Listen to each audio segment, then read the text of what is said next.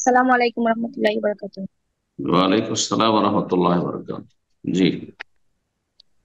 শায়েখ, আমার প্রশ্ন হচ্ছে, কিছুদিন আগে আমি আমার গলায় টংসিল অপারেশন করিয়েছি জি। এবং টংস কিছুদিন আগে আমি আমার গলায় টংসিল অপারেশন করিয়েছি। সিলেট থেকে বলছি আমি। টনসিল। জি। হুম। তার তারপর 2 দিন পর থেকে আমি কথা বলতে পারিনি এবং হুম। নামাজও পড়তে পারিনি। আল্লাহ এটা কি শোনা আমার যায়। সেই 2 দিনের নামাজ কাজা করতে হবে? নামাজ তো কাজা করতে হবে। আপনার তো হুঁশ আছে, বেহুশ তো হননি, তাই না? জি। হুঁশ আছে, জ্ঞান আছে। হ্যাঁ, যতক্ষণ হুঁশ জ্ঞান আছে সালাত পড়তে হবে। দাঁড়িয়ে পড়তে পারলে দাঁড়িয়ে, না পড়লে বসে, না হলে শুয়েও পড়তে হবে। ফাআলা জামবে সালাত পড়তে হবে, যেই সালাদ গুলি কাজা হয়েছে। আর আপনার অক্ত জানা আছে কত অক্ত। এই নয় যে বছরকে বছর কাজা হয়েছে, এগুলোর কাজা নেই, অমরই কাজা বেদা। কিন্তু 2 4 10 দিনের সালাদ যদি কারো এরকম ছুটে গিয়ে থাকে, যদিও তা ছাড়া ঠিক হয়নি, সে অবস্থাতে অক্তে পড়ে নিতে হইতো, এটাই ফরজ ছিল, গুনাহগার হয়েছে, তওবা করবে রবের কাছে এবং সালাদ গুলি কাজা করে নিতে হবে। আল্লাহ শফা দান করুন প্রত্যেক মুসলিম ভাই বোনদের। ওয়ালাইকুম আসসালাম রহমতুল্লাহ। জি বলেন। আমি উত্তর 24 পরগনা থেকে বলছিলাম বলেন। যে সালাতের যে সেজদাতে আর সালাম ফেরানোর আগে এই দুটো সময়ে যে দোয়া করার যে বিষয়টা, বলছি কি একটা দোয়া কি যে কোনো একটা দোয়া করা যায় নাকি একের অধিক অনেক দোয়া করা যায়, সেটা আমি একটু জানতে চাইছিলাম।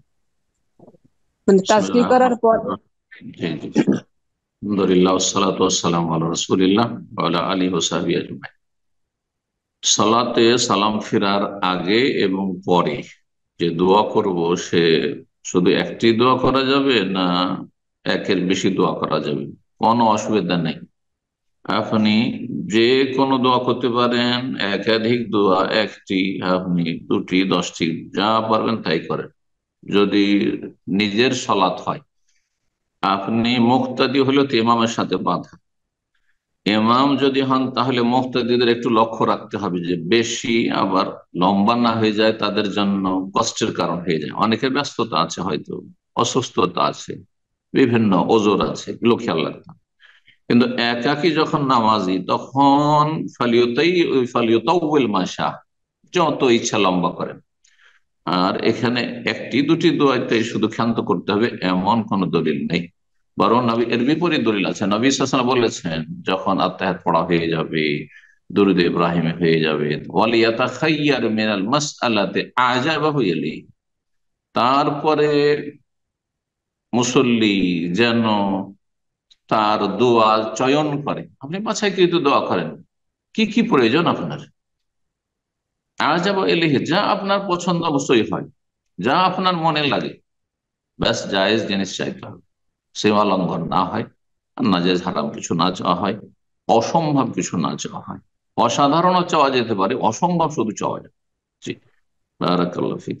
সালাম ফেরার পরে, সালাম ফেরার পরে দোয়া, সালাম ফেরার পরে আর আসল কাজ হচ্ছে জিকির। এই মশলাটি বুঝে রাখুন।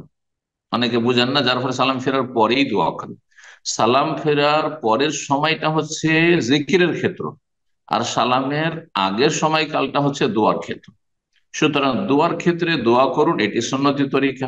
আর জিকিরের ক্ষেত্রে জিকির করুন, এটি সুন্নতি তরিকা।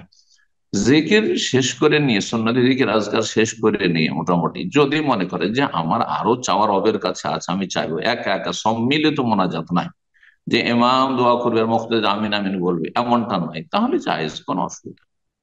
আল্লাহ তাআলা